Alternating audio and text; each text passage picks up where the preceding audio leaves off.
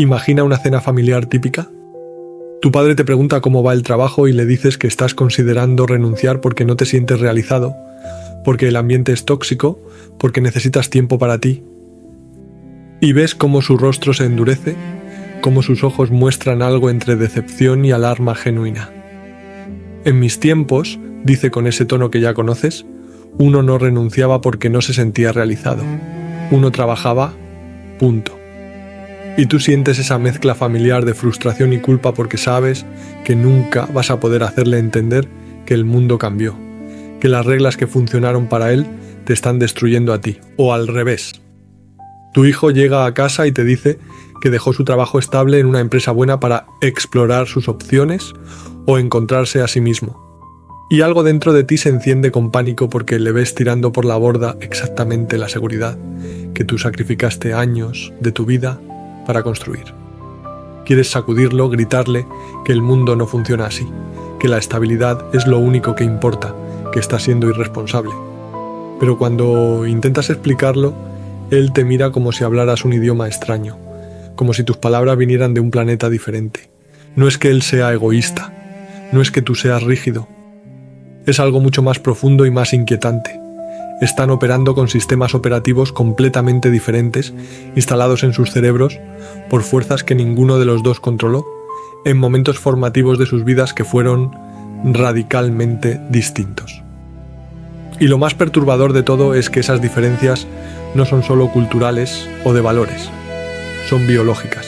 Están grabadas en la estructura misma de cómo sus cerebros procesan el riesgo, la seguridad, el futuro. Hola, soy Javier y esto es Lo que no sabemos. He escrito un libro para quienes atraviesan desiertos emocionales. Se llama Atravesando el desierto y ya está disponible en formato físico en Amazon y en formato digital en la descripción. Al comprarlo, ayudáis a que este canal siga existiendo.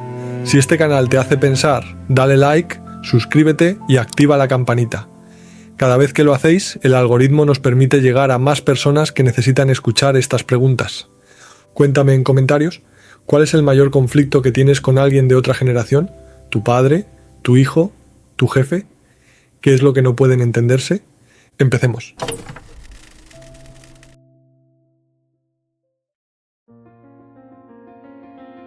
Déjame contarte algo que me pasó hace unos años y que cambió completamente cómo entiendo a mi padre.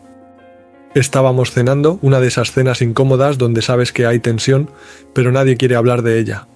Yo acababa de dejar un trabajo que él consideraba bueno, salario decente, estabilidad, beneficios. Lo dejé porque me estaba destruyendo por dentro, porque cada mañana me despertaba con un peso en el pecho que no podía explicar. Y mi padre me miró con esa mezcla de decepción y pánico que nunca olvidaré y me dijo: «No entiendo qué te pasa. En mis tiempos uno no renunciaba porque sí, uno trabajaba y punto». Y yo sentí esa rabia familiar, esa frustración de siempre, porque había intentado explicárselo 1000 veces, que el mundo había cambiado, que las reglas que funcionaron para él me estaban matando a mí, que no era cuestión de esfuerzo sino de que el sistema entero se había roto. Pero era como hablarle en otro idioma, como si sus oídos escucharan las palabras, pero su cerebro no pudiera procesarlas. Y entonces, semanas después, estaba investigando para otro vídeo y me topé con un estudio que me dejó congelado. Un estudio sobre cómo el trauma se transmite biológicamente de generación en generación. Y de repente entendí algo que me rompió por dentro. Mi padre no podía entenderme. No porque fuera terco o cerrado, sino porque el cuerpo de mi padre estaba habitado por el fantasma de mi abuela. Y ese fantasma no me dejaba llegar a él. Quédate conmigo porque esto es brutal y hermoso al mismo tiempo. Y cuando termines de escucharlo vas a mirar a tu padre, a tu madre, a tus hijos de forma completamente diferente. Vamos a empezar con algo que suena a ciencia ficción, pero que está tan documentado que ya no se puede negar. El trauma no solo te cambia a ti, cambia tu ADN. Y esos cambios se transmiten a tus hijos. No estoy hablando de metáforas. Estoy hablando de marcas químicas reales en los genes que se heredan como el color de ojos o la altura. Hay una científica en Nueva York, Rachel Yehuda, que dedicó su vida a estudiar a sobrevivientes del Holocausto. Y lo que encontró debería cambiar todo lo que creemos sobre herencia y sobre familia. Estudió a los hijos de sobrevivientes, personas nacidas décadas después de la guerra, en América, con abundancia, con seguridad. Personas que nunca habían pisado un campo de concentración, que nunca habían conocido hambre real, que nunca habían sido perseguidos, y encontró que esos hijos tenían alteraciones específicas en sus genes. Alteraciones en cómo sus cuerpos respondían al estrés, como si sus células hubieran memorizado el terror que sus padres vivieron y se lo hubieran pasado como herencia. Los hijos de sobrevivientes nacían más reactivos al estrés, más propensos a la ansiedad, con sistemas de alarma hiperactivos, y nunca habían vivido el trauma original. Piensa en lo que esto significa. Significa que si tu abuela vivió hambruna, si tu abuelo sobrevivió una guerra, si tus bisabuelos perdieron todo en una crisis económica, sus cuerpos respondieron a esa amenaza cambiando cómo ciertos genes funcionan. Y esos cambios se grabaron en ti. No heredaste el recuerdo consciente. Heredaste el miedo en las células. Heredaste la necesidad de acumular, de proteger, de nunca confiar completamente en que todo va a estar bien, y ahora viene la parte que me destrozó cuando la entendí. Esto no pasa solo en humanos. Hay un experimento con ratones que parece imposible. Unos científicos entrenaron ratones machos a temer un olor específico. Les mostraban el olor y luego les daban un choque eléctrico suave.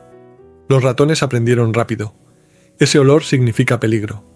Hasta aquí nada raro, ¿verdad? Condicionamiento básico. Pero luego criaron a esos ratones y estudiaron a las crías que nunca habían olido ese olor, que nunca habían recibido un choque, que nunca habían visto a sus padres reaccionar con miedo, nacieron temiendo ese olor. Lo heredaron. El miedo de sus padres estaba grabado en sus genes, y cuando los científicos abrieron los cerebros de esas crías, encontraron que tenían más neuronas en las zonas que detectan ese olor específico. El trauma del padre había cambiado literalmente la estructura cerebral del hijo, y ese cambio persistió 3 generaciones. Bisnietos que nunca conocieron a su bisabuelo traumatizado nacían con su miedo grabado en el cuerpo. Ahora traduce eso a tu vida. Tu abuela nació en 1930, en plena depresión económica. Era niña cuando el mundo colapsó, cuando la comida desapareció, cuando familias enteras perdían sus casas. Su cerebro, todavía en desarrollo, aprendió una lección que quedó grabada para siempre. El mundo es peligroso y la seguridad es ilusión. Cada comida que no se terminaba era desperdicio imperdonable porque su cuerpo recordaba el hambre. Cada centavo que no se ahorraba era irresponsabilidad porque su cuerpo recordaba la ruina. Y cuando tuvo hijos, en los años 50, en plena abundancia, su cuerpo seguía en modo supervivencia. Aunque había comida, aunque había estabilidad, el miedo seguía ahí. Y ese miedo se transmitió. Tu padre nació en esa abundancia, pero con una madre que no podía confiar en ella. Y él heredó esa desconfianza sin saber de dónde venía. Por eso no puede tirar comida aunque esté podrida. Por eso guarda cosas rotas por si acaso. No es terquedad. No es que no entienda lógica. Es que su cuerpo está operando con un sistema de alarma instalado por un trauma que él nunca vivió, pero que heredó como herencia maldita. ¿Y tú? Cuando le dices que no tiene sentido guardar bolsas de plástico usadas, no estás teniendo una conversación racional. Estás enfrentándote al fantasma de tu abuela, que vive en el cuerpo de tu padre y que grita: nunca sabes cuándo va a volver la escasez. Y esto es lo que me rompió cuando lo entendí. Porque toda mi vida había juzgado a mi padre. Había pensado que era rígido, que era anticuado, que no quería entender. Y resulta que no era nada de eso. Era un hombre con el trauma de su madre grabado en cada célula de su cuerpo, intentando proteger a su hijo de un peligro que ya no existe, pero que su sistema nervioso sigue percibiendo como real. Hay un investigador, Bessel van der Kolk, que escribió un libro que se llama El cuerpo lleva la cuenta. Y el título es literal. El cuerpo memoriza el trauma, en tensión muscular crónica, en patrones de respiración, en cómo reaccionas cuando alguien levanta la voz. Y esos patrones se pasan de padres a hijos, no a través de palabras, sino a través de algo mucho más profundo. Un bebé cuya madre está constantemente ansiosa, aprende a estar ansioso también. No porque la madre le diga debes tener miedo, sino porque el bebé sincroniza con el sistema nervioso de la madre. Siente su tensión en cómo lo carga. Escucha el estrés en su tono de voz, aunque las palabras sean suaves. Y aprende, en un nivel que está por debajo del pensamiento consciente, que el mundo es amenazante. Mary Main estudió esto durante décadas. Encontró que padres con trauma no resuelto tienen hijos con lo que ella llama apego desorganizado. El niño no sabe si acercarse o alejarse, porque el padre es al mismo tiempo fuente de consuelo y fuente de miedo. No porque el padre sea malo, sino porque el cuerpo del padre transmite mensajes contradictorios: acércate, necesito protegerte, y aléjate. El mundo es peligroso y yo también tengo miedo. Y ese niño crece con esa contradicción instalada en su sistema nervioso.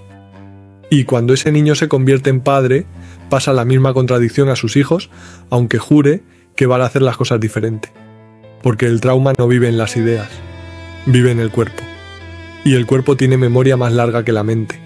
Ahora vamos a hacer algo que va a doler, pero que necesitas entender.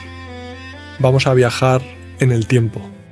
Vamos a ver cómo cada generación fue moldeada por eventos históricos específicos que programaron sus cuerpos de formas que nunca eligieron. Empieza con lo que llaman la generación silenciosa. Nacidos entre 1928 y 1945. El nombre no es accidental.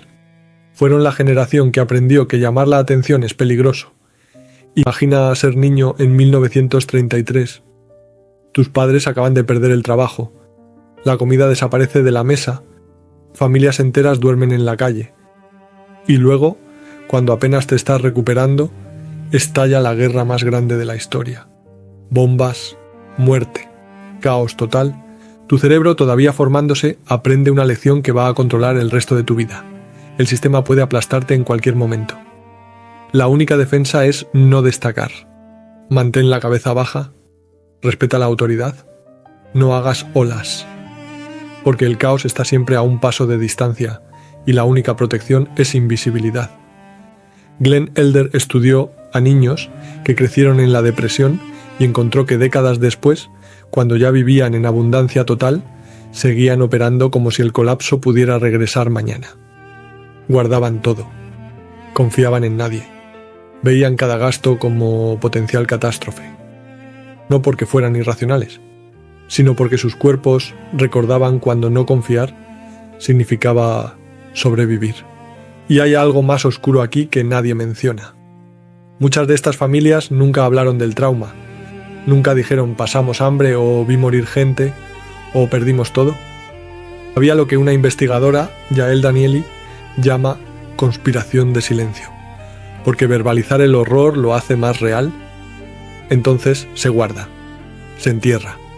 Y ese silencio es aún más tóxico que las palabras, porque el trauma silenciado se transmite en gestos, en tensiones, en miedos que los hijos absorben sin entender de dónde vienen.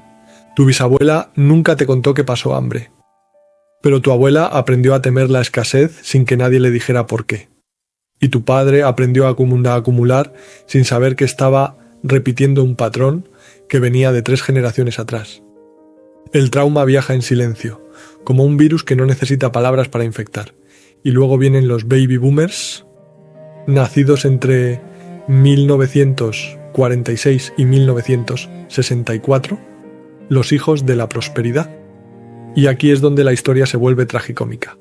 Los boomers crecieron en el periodo de mayor abundancia económica sostenida en la historia moderna, llegaron a la adolescencia y el mundo estaba reconstruido. Había trabajo, había casas baratas, había la promesa real de que cada generación viviría mejor que la anterior. Vieron al hombre llegar a la luna y pensaron, todo es posible. Pero fueron criados por padres traumatizados que no sabían cómo procesar emociones. Padres de la generación silenciosa que habían aprendido que las emociones son lujo peligroso, que llorar es debilidad, que hablar de sentimientos es perder el tiempo. Entonces, los boomers crecieron en abundancia material, pero en pobreza emocional, y reaccionaron con la contracultura de los 60. Haz el amor, no la guerra, no era solo consigna política. Era grito visceral de no queremos ser como nuestros padres emocionalmente muertos. Querían sentir, querían expresar, querían romper la represión, pero heredaron el optimismo económico. Porque su experiencia formativa fue: el mundo mejora constantemente. La tecnología resuelve problemas. El futuro es más brillante que el pasado. Y esa programación quedó tan profunda que cuando el mundo dejó de mejorar para sus hijos, no podían procesarlo. Y aquí viene el punto que genera más resentimiento hoy. Los boomers compraron casas, con un solo salario, sin título universitario muchos de ellos, pagando 2-3 veces su salario anual. Y esas casas se revalorizaron hasta valer 15-20 veces lo que pagaron. Mientras tanto, sus hijos millennials necesitan 2 salarios, título universitario, endeudarse por décadas para comprar una casa que cuesta 10-15 veces su salario anual. Y los boomers no pueden entender por qué sus hijos no simplemente compran una casa como hicimos nosotros. No es mala fe, no es que sean crueles, es que su cerebro fue calibrado en una realidad económica que ya no existe. Para ellos, trabajar duro garantizaba movilidad ascendente porque esa fue su experiencia. Entonces, cuando ven a sus hijos quejándose, procesan: yo pude con menos, por lo tanto el problema debe ser falta de esfuerzo. Y sus hijos sienten esa invalidación como puñalada porque están trabajando más duro, con más educación y viviendo peor.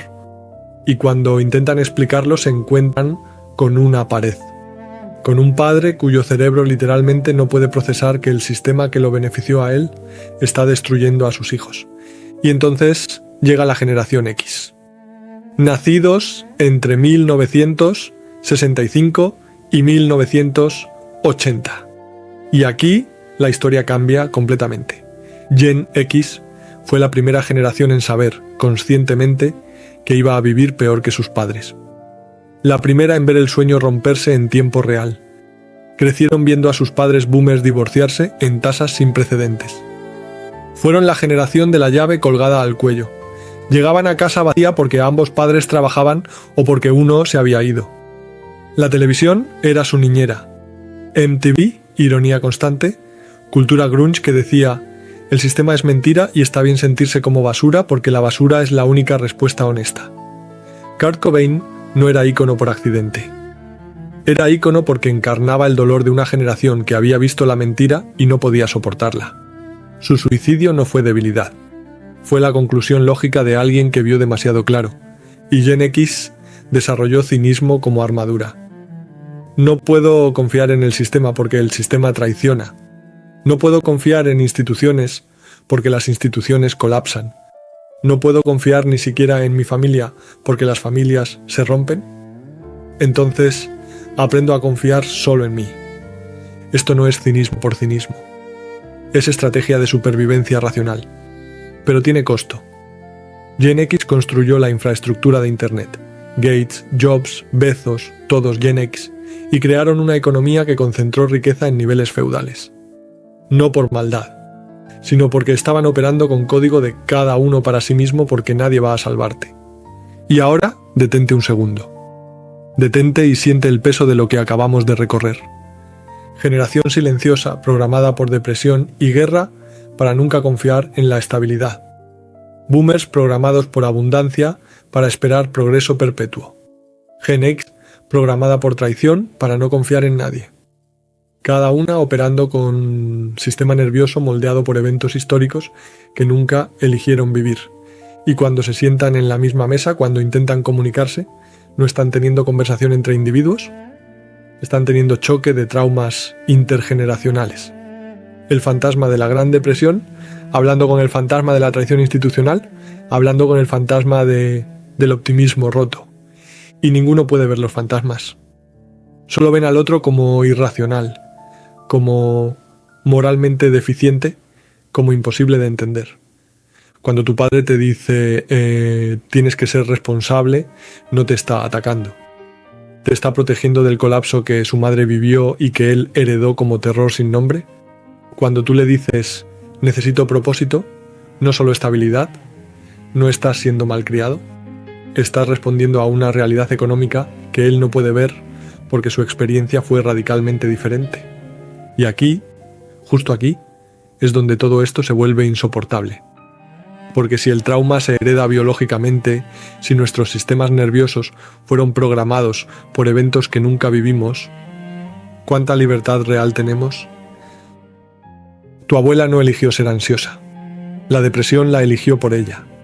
Tu padre no eligió valorar estabilidad sobre todo. El trauma de su madre lo eligió por él. Tú no elegiste tus miedos irracionales. Son ecos de traumas que nunca viviste pero que tu cuerpo recuerda. Y si eso es verdad, entonces el conflicto generacional no se resuelve con mejor comunicación. Porque no estás lidiando con diferencias de opinión. Estás lidiando con sistemas nerviosos incompatibles, instalados por realidades históricas que ya no existen, pero cuyos efectos persisten en los cuerpos de los vivos. Pero escúchame bien porque esto es importante. El trauma heredado no es destino inamovible. La epigenética funciona en ambas direcciones. Las marcas en el ADN pueden cambiarse. Pero para cambiarlas, primero tienes que verlas.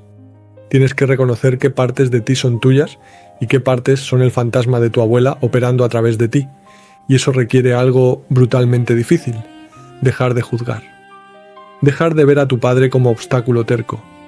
Dejar de ver a tu hijo como malcriado y irresponsable. Y empezar a verlos como portadores de heridas que no pidieron y que están transmitiendo sin saber. Tu padre, cuando te dice que renuncies a ese trabajo que te está matando, no entiende la realidad económica actual, pero está operando con amor genuino, filtrado, a través de trauma heredado. Cuando tú le dices que el mundo cambió y no puedes seguir sus reglas, no estás rechazándolo, estás intentando sobrevivir en un sistema que él no reconoce, porque su programación viene de otro tiempo, y ahora viene lo que nadie está preparado para enfrentar. Porque hemos visto generaciones moldeadas por escasez, por guerra, por traición, pero nunca habíamos visto una generación moldeada por el exceso, por abundancia infinita de información, de estímulos, de dopamina diseñada para hackear cerebros.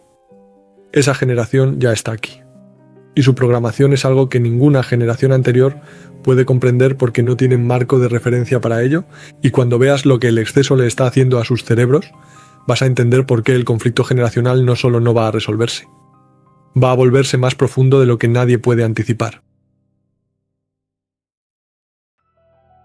Hay un momento que nunca voy a olvidar. Estaba en una cafetería editando este vídeo, y en la mesa de al lado había una familia. Padre, madre, 2 hijos adolescentes. Y durante toda la comida, 45 minutos cronometrados, los 4 estuvieron mirando sus teléfonos. No hablaron, no se miraron. La madre subía fotos de la comida a Instagram mientras la comida se enfriaba en su plato. El padre respondía a correos. Los hijos scrolleaban TikTok con auriculares puestos. Y lo más perturbador no fue eso. Lo más perturbador fue que cuando me di cuenta de que los estaba observando, me descubrí a mí mismo con el teléfono en la mano. Había sacado el móvil sin pensarlo por puro reflejo, porque estaba presente en un café sin pantalla me generaba una incomodidad que no podía nombrar. Y en ese momento entendí algo que me aterró. No soy yo quien controla mi atención, algo más la controla. Algo que fue diseñado por gente muy inteligente para secuestrar exactamente esto que me está pasando. Y si eso me pasa a mí, que estudio estos temas, que sé cómo funcionan los algoritmos, que entiendo la neurociencia detrás, ¿qué les está pasando a los que nacieron con esto? ¿A los que nunca conocieron un mundo sin Wi-Fi? ¿A los que su primera memoria es un iPad? Esto es lo que vamos a explorar ahora. Y te advierto que va a ser incómodo. Porque vamos a hablar de algo que todos sentimos, pero que nadie quiere admitir. Que estamos criando la primera generación con cerebros que funcionan de forma fundamentalmente diferente a cualquier generación anterior. Y no sabemos qué consecuencias va a tener eso. Nadie lo sabe. Porque el experimento está ocurriendo en tiempo real y todos somos conejillos de indias. Empecemos con los millennials. Nacidos entre 1981 y 1996, mi generación, la generación que creció en el puente entre lo analógico y lo digital. Nosotros recordamos cómo era el mundo antes de Internet. recordamos buscar información en enciclopedias físicas. Recordamos llamar a un teléfono fijo y que te contestara quien fuera y tuvieras que preguntar ¿está fulano? Recordamos aburrimiento real, esas tardes infinitas de verano donde no había nada que hacer y tenías que inventar algo. Pero también somos la primera generación que vivió la explosión digital en plena adolescencia. Y eso nos partió en dos.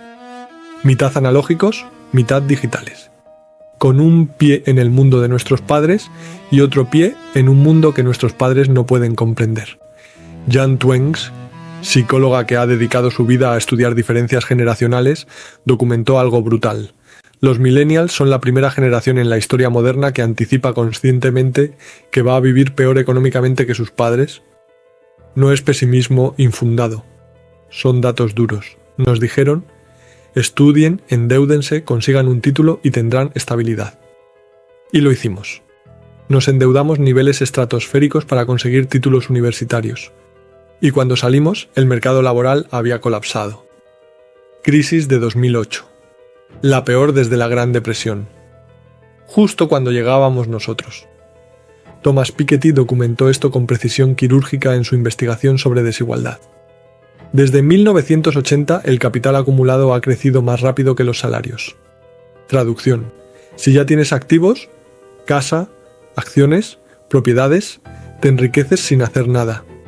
Si dependes de tu salario, te empobreces aunque trabajes el doble. Los boomers compraron casas cuando eran baratas. Esas casas se revalorizaron. Nosotros llegamos cuando esas casas ya cuestan lo que nunca podremos pagar. Y aquí viene la trampa psicológica que destrozó a mi generación. Nos criaron con expectativas de abundancia. Nuestros padres boomers nos dijeron: van a vivir mejor que nosotros. Crecimos creyéndolo. Y entonces la realidad nos golpeó con: no, de hecho vas a vivir peor. Y además vas a cargar deudas que tus padres nunca tuvieron. Esa disonancia rompió algo en nosotros. No podíamos comprar casas, entonces empezamos a valorar experiencias sobre posesiones. Prefiero viajar que tener casa no es solo preferencia filosófica. Es racionalización de una imposibilidad económica convertida en identidad generacional. Hicimos de la necesidad virtud y nos convencimos de que éramos más libres que nuestros padres porque no estábamos atados a hipotecas. Pero en el fondo sabemos que no es libertad. Es imposibilidad disfrazada de elección. Y desarrollamos otra cosa: trabajo con propósito como requisito. Nuestros padres trabajaban por dinero y estabilidad. Nosotros necesitábamos que el trabajo tuviera sentido. Y nuestros jefes boomers y Gen X nos llamaron entitled por eso. En mis tiempos uno no pedía propósito, uno trabajaba y punto. Pero no es que seamos malcriados. Es que vimos a nuestros padres sacrificar sus vidas por empresas que los despidieron en cuanto convino económicamente. Vimos que la lealtad corporativa es unidireccional. Entonces nuestro cerebro hizo el cálculo. Si no voy a tener estabilidad de todas formas, al menos que el trabajo tenga sentido mientras dure. No es idealismo ingenuo. Es adaptación racional a un sistema que rompió sus promesas. Pero aquí viene lo que nadie quiere admitir. Los millennials también desarrollamos las primeras adicciones digitales reales. Éramos adolescentes o veinteañeros cuando aparecieron las redes sociales. Facebook, Instagram, Twitter, y nuestros cerebros todavía en formación se engancharon. Sherry Turkle, del MIT, escribió Alone Together, solos juntos. Documentó algo que todos sentimos pero que nos cuesta articular. Estamos hiperconectados digitalmente pero más solos que nunca emocionalmente. Tenemos cientos de amigos en redes sociales y nadie a quien llamar en crisis. Compartimos cada momento de nuestras vidas online, pero no sabemos tener conversaciones profundas cara a cara. La conexión digital no solo no reemplaza la conexión real, la atrofia, porque usamos el sucedáneo hasta que olvidamos cómo se siente la sustancia real, y luego les pasamos el teléfono a nuestros hijos. Y aquí, justo aquí, es donde la historia se vuelve oscura de verdad. Porque ahora vamos a hablar de la generación Z, nacidos entre 1997 y 2012. Los verdaderos nativos digitales. Ellos no recuerdan el mundo antes de smartphones. No recuerdan aburrimiento sin pantalla. Su primera memoria es táctil, deslizar un dedo sobre vidrio y que pasen cosas. Tienen un iPad en las manos antes de saber leer. YouTube Kids los cría mientras los padres millennials trabajan en 2 empleos intentando pagar deudas que nunca terminan, y sus cerebros se cablean de forma radicalmente diferente. No es metáfora, es neuroplasticidad literal. El cerebro se moldea según el uso, y el uso de un niño de Gen Z es estímulo constante, recompensa inmediata, cambio de atención cada pocos segundos. Nicholas Carr escribió The Shallows, las superficies. Documentó cómo Internet está cambiando literalmente la estructura de nuestros cerebros. La lectura profunda, sostenida, que requiere concentración durante horas, fortalece ciertas redes neuronales. El scrolling rápido, saltar de estímulo en estímulo, fortalece otras redes completamente diferentes. Y una vez que el cerebro se cablea para lo segundo, recuperar lo primero es brutalmente difícil. La Gen Z está perdiendo la capacidad de atención profunda. No porque sean tontos o perezosos, sino porque sus cerebros fueron moldeados por algoritmos diseñados específicamente para fragmentar atención. TikTok no es entretenimiento inocente, es ingeniería de adicción perfeccionada. Cada vídeo dura segundos. Cada segundo está optimizado para liberar dopamina. Y el algoritmo aprende exactamente qué necesitas para seguir scrolleando y te lo da en dosis calculadas para que nunca pares. Y déjame decirte algo que me rompió cuando lo entendí. Esto no es accidente. Hay gente muy inteligente, neurocientíficos, psicólogos conductuales, trabajando en Silicon Valley con un solo objetivo: maximizar tiempo de pantalla. Porque tiempo de pantalla es dinero. Cada segundo que miras tu teléfono genera datos que se venden a anunciantes. Entonces el sistema está diseñado para que nunca puedas soltar el teléfono. Y los primeros en caer son los niños porque sus cerebros aún no tienen defensas contra esto. Tristan Harris, ex diseñador ético de Google, se convirtió en whistleblower. Salió públicamente diciendo: "Estamos hackeando vulnerabilidades psicológicas en niños". Explicó cómo las notificaciones están diseñadas como máquinas tragamonedas de casino. Cada vez que ves el teléfono, no sabes si habrá notificación o no. Esa incertidumbre activa el sistema de recompensa del cerebro exactamente igual que una apuesta. Y el cerebro adolescente, con corteza prefrontal todavía en desarrollo, no tiene freno para resistirlo. Jin Twenge publicó estudios devastadores sobre salud mental en Gen Z. Desde 2012, año en que los smartphones se volvieron ubicuos, los índices de depresión y ansiedad en adolescentes se dispararon. No es correlación, es causalidad documentada. El tiempo de pantalla predice depresión de forma más confiable que cualquier otro factor. ¿Por qué? Porque las redes sociales son máquinas de comparación constante. Ves las vidas editadas, filtradas, perfectas de todos los demás. Y comparas eso con tu vida real, sin filtro, con todos sus problemas. Y siempre pierdes, porque está comparando tu interior con el exterior editado de otros. Y lo peor es que sabes que es falso. La Gen Z no es ingenua. Saben que Instagram es mentira. Pero saber no protege. Porque el sistema límbico, la parte emocional del cerebro, reacciona antes de que la parte racional pueda intervenir. Ves la foto de alguien de vacaciones perfectas y sientes envidia antes de que tu corteza prefrontal pueda decir: esto es stage, no es real. Y esa microherida emocional se repite cientos de veces al día, hasta que el alma está cubierta de cicatrices que ni siquiera puedes nombrar. Y hay algo más oscuro todavía. La Gen Z es la primera generación que está creciendo con la sensación visceral de que el mundo se está acabando. No metafóricamente, literalmente. Cambio climático, colapso ecológico, polarización política extrema, pandemias. Todo eso no son amenazas abstractas del futuro. Son el paisaje constante de su adolescencia. Y cuando combinas eso con cerebros cableados para inmediatez y fragmentación, obtienes algo nuevo: desesperanza activa. No es depresión clásica. Es la sensación de: ¿para qué esforzarme si todo va a colapsar de todas formas? Case y Deaton documentaron Deaths of Despair, muertes de desesperanza, suicidio, sobredosis, alcoholismo en personas que perdieron la esperanza de movilidad ascendente. Eso estaba en adultos. Ahora está llegando a adolescentes y sus padres, millennials y Gen X, no saben qué hacer, porque están lidiando con sus propias crisis, trabajando 2 empleos, pagando deudas, intentando mantenerse a flote. Entonces le dan el iPad al niño para que se calle y puedan respirar 5 minutos. Y ese iPad se convierte en niñera digital que está moldeando un cerebro de formas que no entendemos completamente. Y luego está la generación alfa, nacidos desde 2013, demasiado jóvenes todavía para saber qué va a pasar con ellos, pero ya vemos señales que aterran. Estos niños nunca van a conocer un mundo sin inteligencia artificial. No van a conocer un mundo sin realidad aumentada. Su primer amigo imaginario no será imaginario. Será un asistente de IA que responde sus preguntas, juega con ellos, los entiende mejor que sus padres porque tiene acceso a todos sus datos.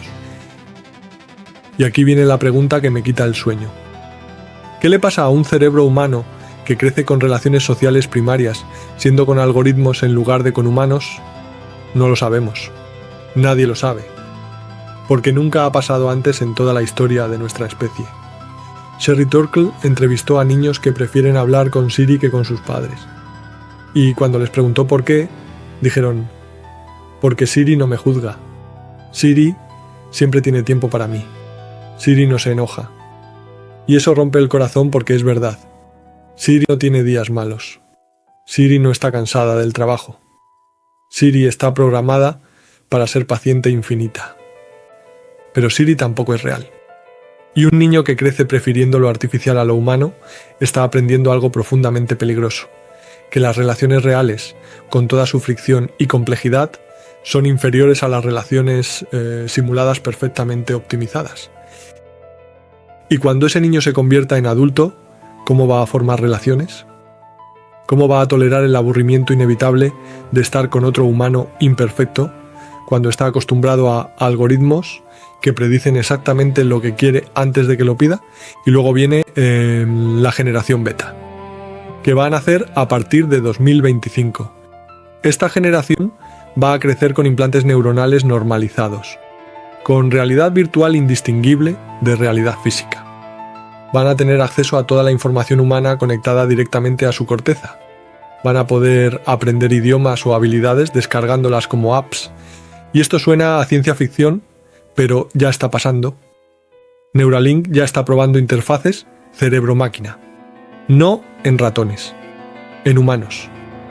Dentro de 10 años, esto no va a ser experimental. Va a ser normal. Y la presión social para implantarse va a ser inmensa.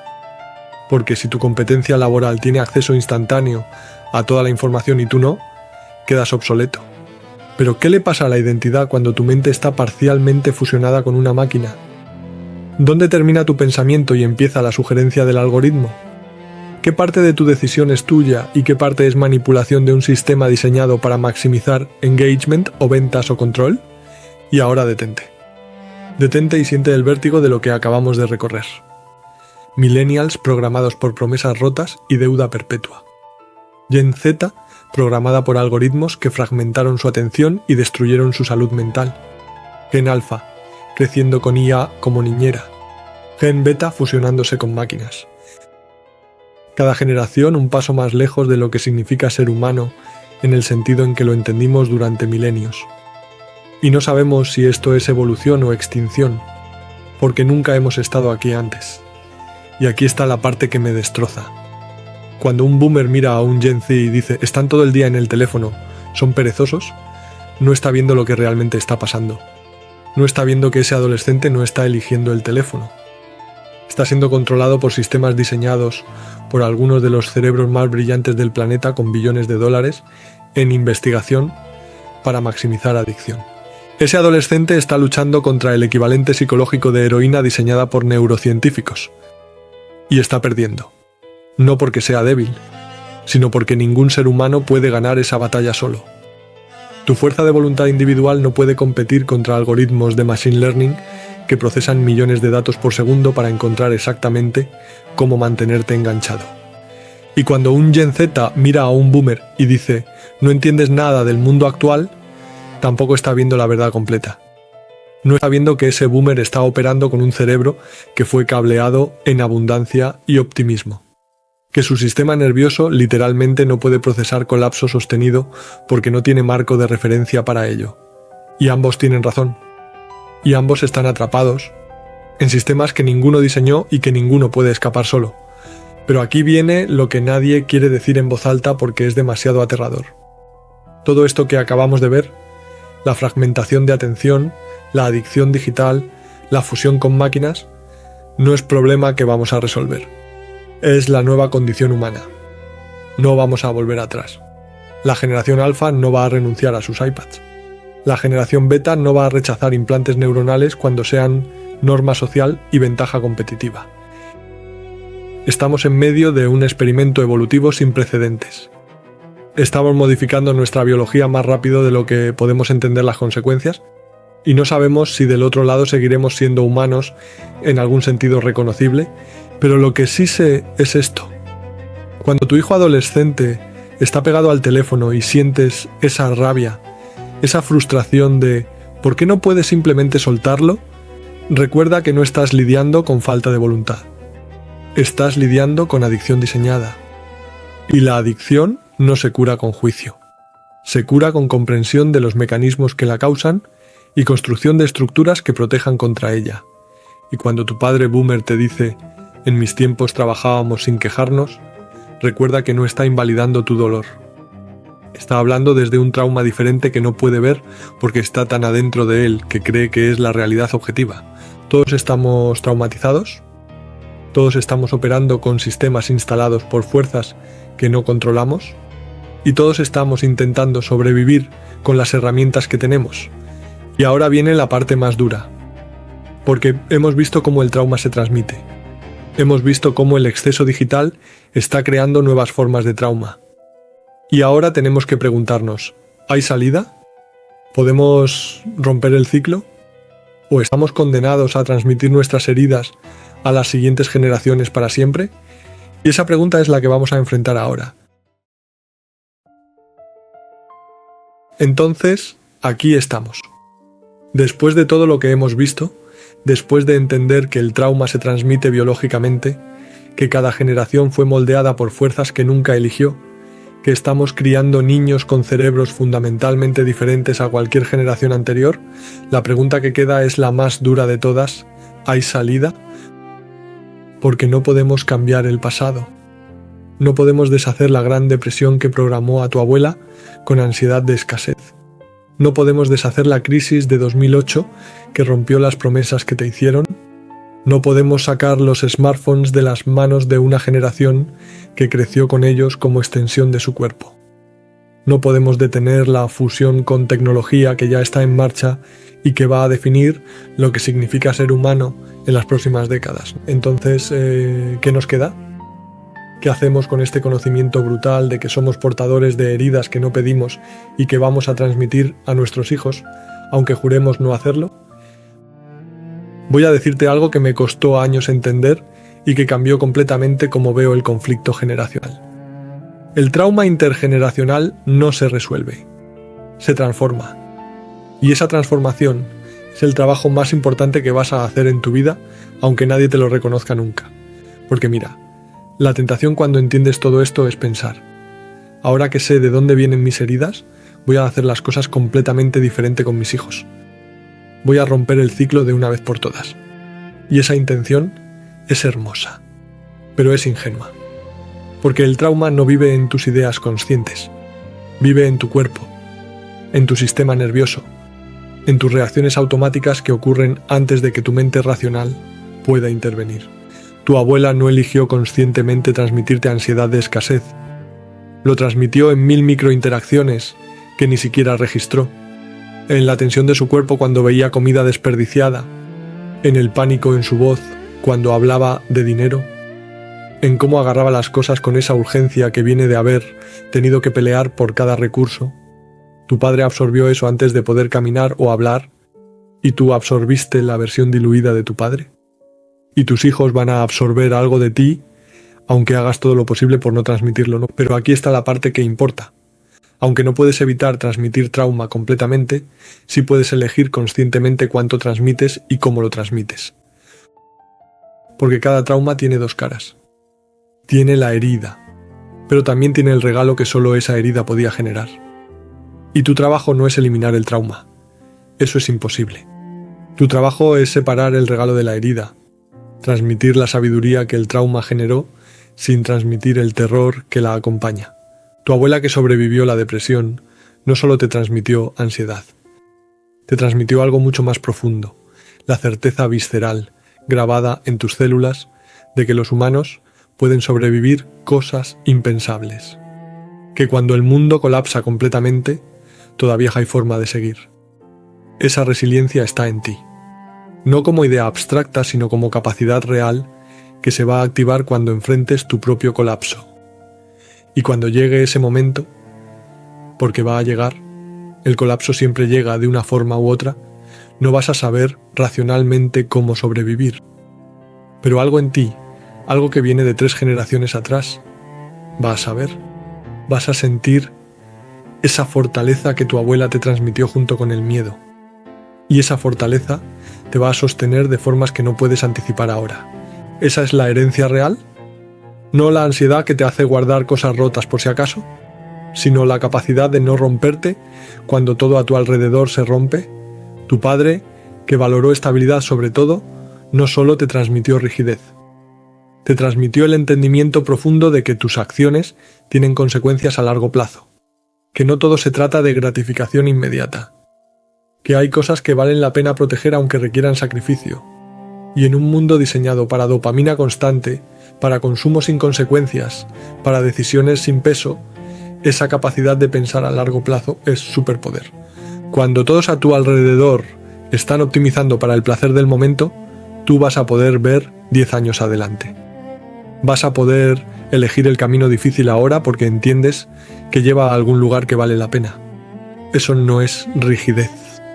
Es sabiduría que tu padre te transmitió, aunque la empaquetara en miedo.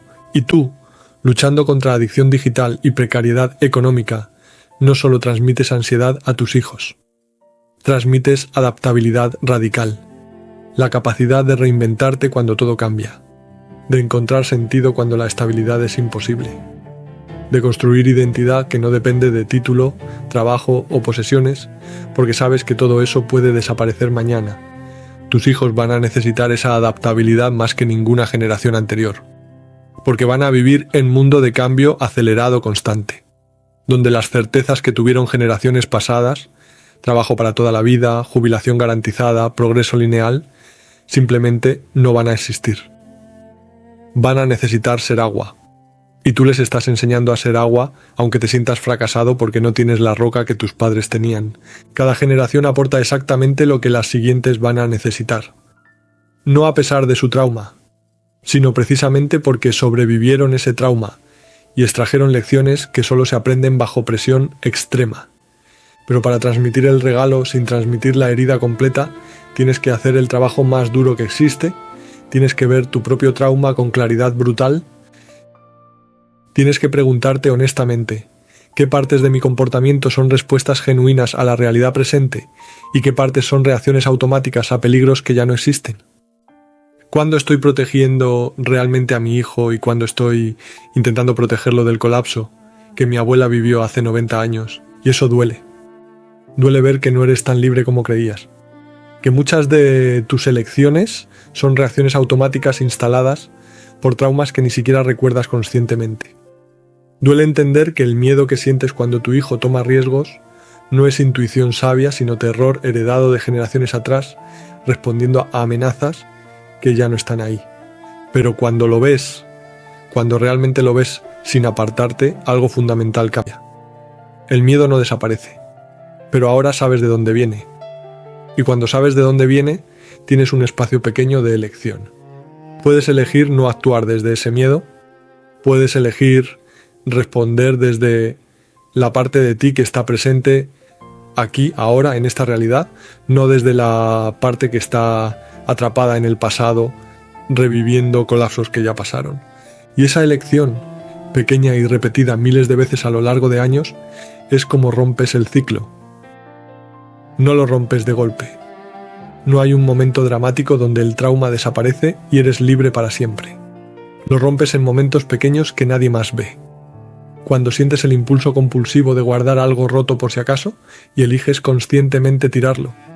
Cuando sientes el impulso de controlar cada decisión de tu hijo porque tu cuerpo grita que el mundo es peligroso y eliges confiar aunque te aterroriza. Cuando sientes el impulso de scrollear TikTok hasta las 3 de la mañana y eliges apagar el teléfono y sentarte con el aburrimiento insoportable que emerge cuando no hay pantalla que lo llene. Esos momentos son pequeños. Nadie te va a dar una medalla por ellos. Tu padre no va a reconocer el esfuerzo heroico que es soltar su miedo. Tu hijo no va a agradecer que no lo controles. Pero esos momentos son actos de resistencia contra programación de décadas o generaciones. Son grietas en el muro del trauma.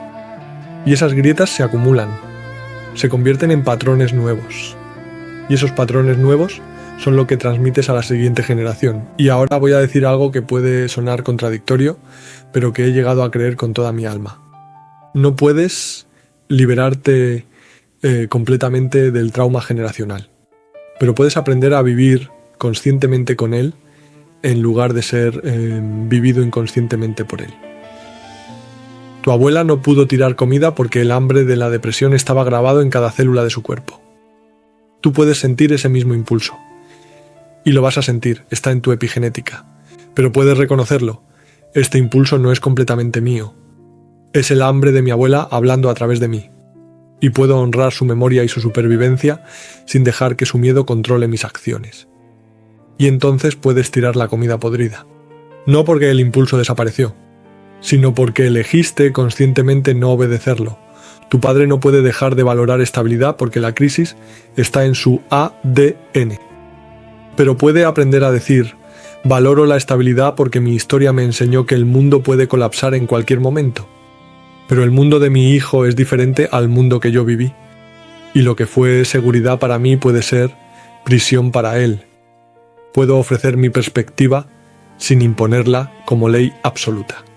Y eso es libertad dentro de la limitación. Tú no puedes escapar completamente de tu adicción digital porque tu cerebro fue moldeado por algoritmos durante años formativos críticos.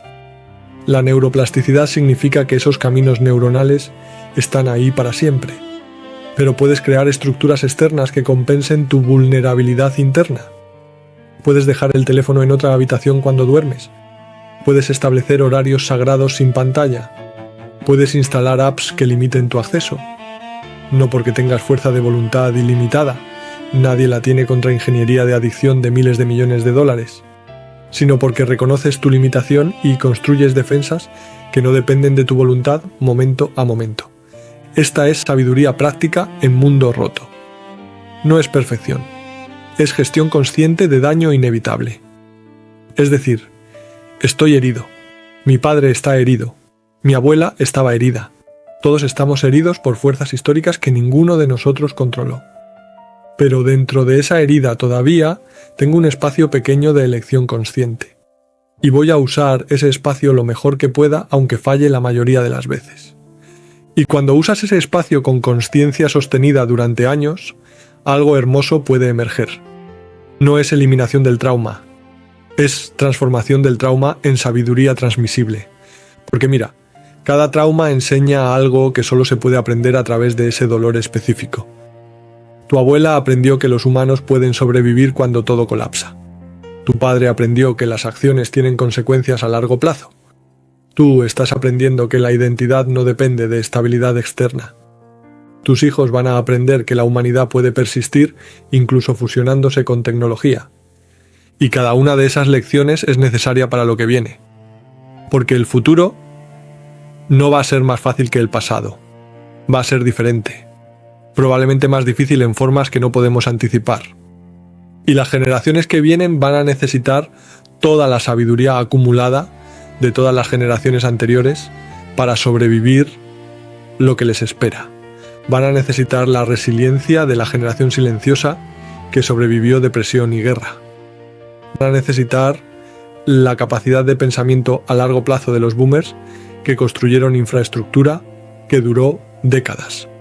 Van a necesitar el cinismo protector de Gen X, que sabe que las instituciones traicionan. Van a necesitar la adaptabilidad de millennials, que aprendieron a reinventarse constantemente. Van a necesitar la alfabetización digital de Gen Z, que navega sistemas complejos intuitivamente. Cada generación aporta algo esencial. Y cuando empiezas a ver así, cuando dejas de ver el conflicto generacional como batalla moral de quién tiene razón y empiezas a verlo como intercambio de sabiduría acumulada a través de trauma, todo cambia. Tu padre dejó de ser obstáculo terco que no entiende. Es portador de sabiduría comprada con dolor que tú nunca viviste. Y aunque su forma de expresar esa sabiduría esté envuelta en miedo, que ya no es relevante, la sabiduría misma sigue siendo valiosa. Tu hijo dejó de ser malcriado y irresponsable, que no valora nada. Es adaptador nato a realidad que tú todavía estás intentando entender. Y aunque su adaptación venga con costos que a ti te aterran, la capacidad misma es supervivencia en su mundo. Y esto no significa que no haya límites. No significa que toleres todo, porque todos estamos traumatizados y haciendo lo mejor que podemos. Puedes decir con claridad: entiendo que tu ansiedad económica viene de tu historia, papá. Respeto esa historia, pero no puedo vivir mi vida controlado por un miedo que no es mío. Puedes decir con firmeza: entiendo que tu teléfono es adicción diseñada, hijo. Entiendo que tu cerebro fue moldeado en mundo que yo no comprendo completamente. Pero hay momentos donde necesito que estés presente conmigo sin pantalla entre nosotros. Límites claros con compasión profunda. Ese es el equilibrio imposible que todos tenemos que encontrar. Y ese equilibrio que vas a perder 1000 veces antes de empezar a encontrarlo. Vas a oscilar entre compasión sin límites, que te permite ser pisoteado, y límites sin compasión que cierran cualquier conexión real. Y lentamente, con años de práctica y fracasos repetidos, vas a encontrar ese punto medio donde puedes sostener ambas cosas al mismo tiempo. Y cuando lo encuentres, cuando logres decir veo tu dolor y entiendo de dónde viene, pero este es mi límite y no voy a cruzarlo, algo mágico pasa.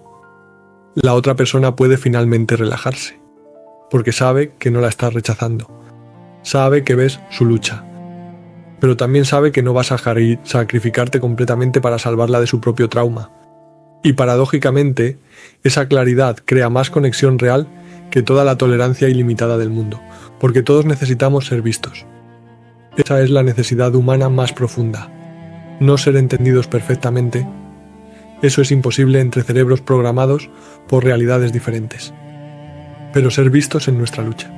Ser reconocidos en nuestro esfuerzo heroico de seguir adelante cuando cargamos peso que nadie más puede ver, y cuando le das eso a alguien, cuando realmente ves su trauma sin juzgarlo ni intentar arreglarlo, cuando simplemente reconoces: veo que estás luchando y respeto esa lucha aunque no la entienda completamente, das el regalo más grande que un humano puede dar a otro, ¿no? Porque todos estamos luchando. Generación silenciosa luchando con terror de guerra que no pueden nombrar después de 80 años. Boomers luchando con optimismo roto que no pueden soltar porque soltar significa admitir que el mundo que prometieron a sus hijos era mentira. Gen X luchando con cinismo defensivo que no pueden bajar porque bajarlo significa volverse vulnerable en mundo que ya los traicionó. Millennials luchando con deudas que no pueden pagar y sueños que no pueden alcanzar. Gen Z luchando con fragmentación de atención que no pueden reunir y ansiedad que no pueden nombrar. Gen Alpha fusionándose con máquinas sin saber que están perdiendo. Gen Beta naciendo en futuro que aterra a todos los que vinieron antes. Todos heridos de formas diferentes, todos haciendo lo mejor que pueden con herramientas que les dieron, todos transmitiendo trauma sin querer, aunque juren romper el ciclo, todos intentando proteger a la siguiente generación de peligros que esa generación ni siquiera va a enfrentar, mientras ignoran los peligros nuevos que sí van a enfrentar. Y la única forma de sobrevivir esto junto es rendirse a una verdad incómoda. No vas a salvar a nadie. ¿No vas a salvar a tu padre de su ansiedad? ¿No vas a salvar a tu hijo de su adicción? ¿No vas a salvar a tu abuela de un colapso que pasó hace 90 años, pero que ella sigue reviviendo? No porque no lo ames suficiente, sino porque el trauma de cada persona es suyo para navegar. Tú no puedes llevarlo por ellos, solo puedes acompañarlos mientras ellos lo llevan. Y paradójicamente, cuando dejas de intentar salvarlos, cuando dejas de intentar arreglar su trauma o convencerlos de que tu perspectiva es la correcta, es cuando finalmente puede haber conexión real. Porque ya no estás en posición de salvador, tratando de rescatar a víctima, estás en posición de igual, reconociendo a igual. Herido, reconociendo a herido. Luchador, reconociendo a luchador. Y esa es la única base honesta para relación humana profunda. No la ilusión de que uno es entero y puede arreglar al otro, sino el reconocimiento mutuo de que todos estamos rotos de formas diferentes y que esas roturas merecen respeto en lugar de arreglo. Tu padre merece respeto por haber cargado el terror de su madre durante 70 años sin derrumbarse completamente.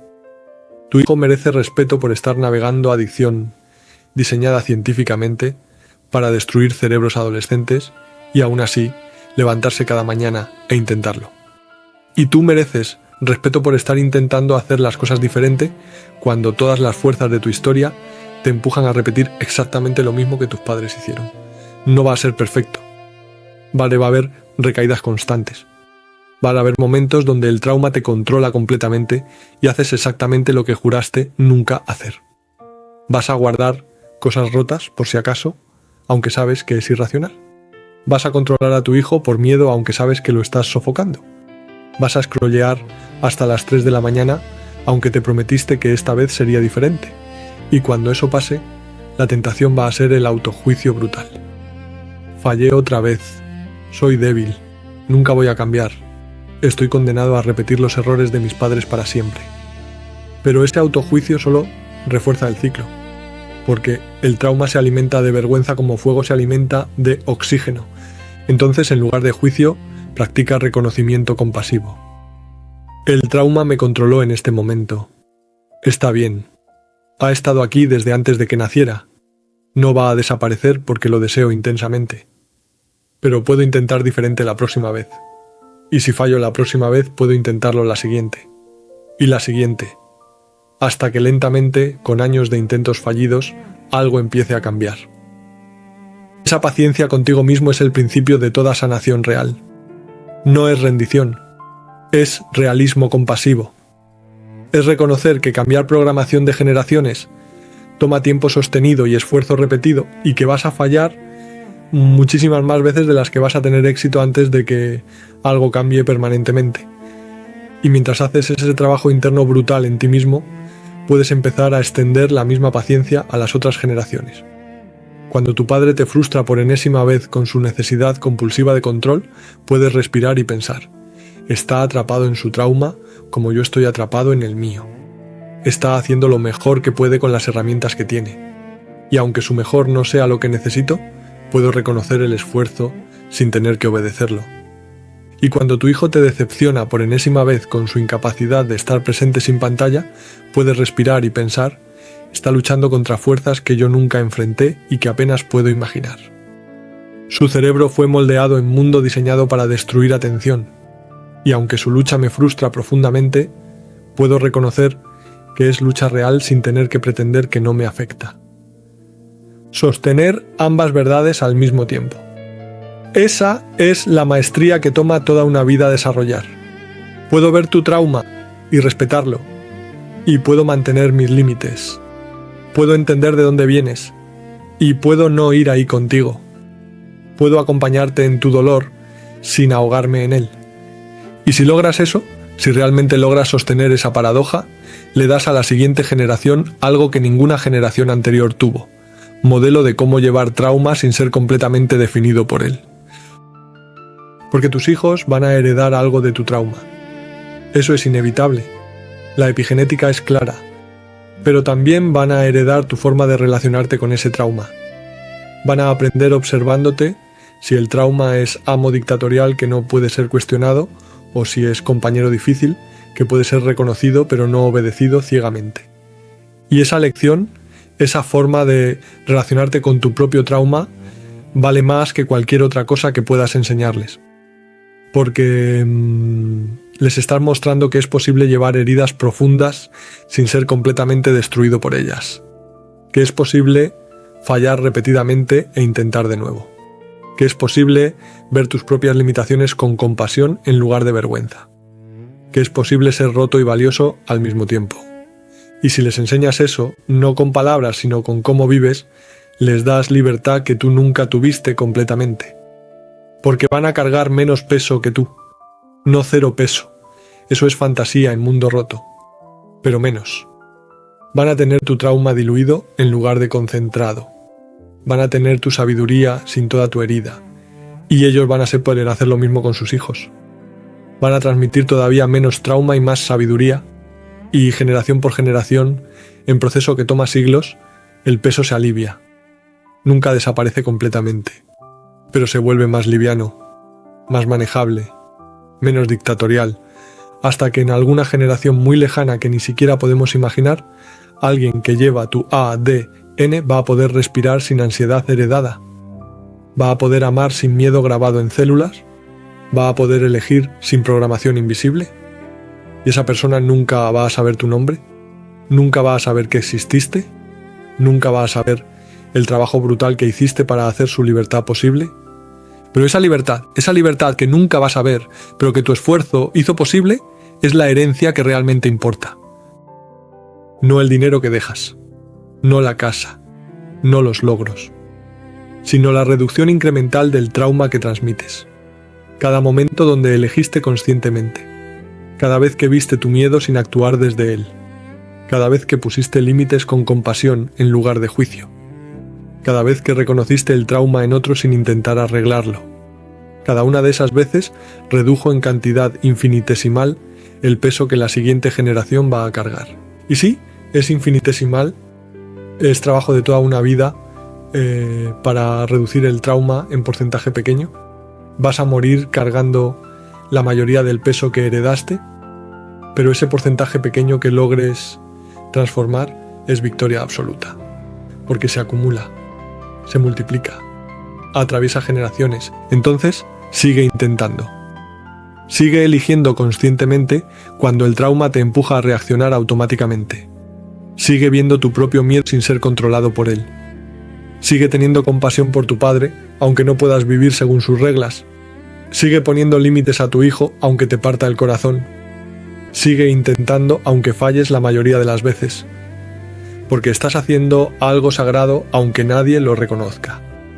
Estás transformando dolor heredado en sabiduría transmisible. Estás rompiendo ciclos que tienen siglos. Estás construyendo libertad para gente que nunca va a conocer tu nombre, pero que va a vivir tu legado. Y eso importa. Importa más de lo que puedes medir. Más de lo que vas a ver en tu vida, aunque nunca lo sepas, aunque nunca lo veas, aunque te mueras sintiendo que no lograste suficiente, lograste todo.